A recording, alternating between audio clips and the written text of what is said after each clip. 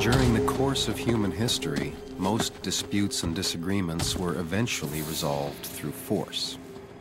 For many people, the introduction of the gun eliminated the need for negotiation.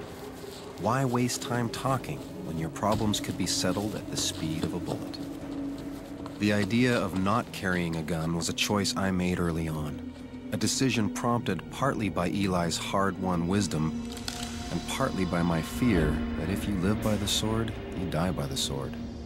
But despite all my efforts to avoid them, guns have constantly altered my path, rarely with positive results.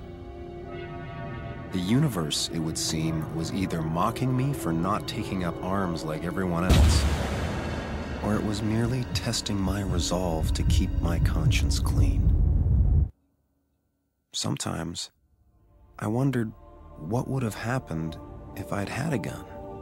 How different would my journey have been? Would anyone have trusted me? Would all my appeals for peace and sanity have simply fallen on deaf ears? It was as if the gun itself represented fear, and without it, there was hope. You're gonna kill me now, aren't you? Ironically, the first time I realized how hard it is to kill a person, Delandre was there to save me. As a cop, it was her nature to assume the worst about people. That's why she carried a gun, and that's why I didn't. I simply refuse to assume the worst about others. I told you, I'm not the monster JD has made me out to be. I am still Russell Schumacher, the same man I was in New York. Instead of putting my faith in a gun, I put it in something I wanted to believe in. Delandre. I told you you'd never make it out here.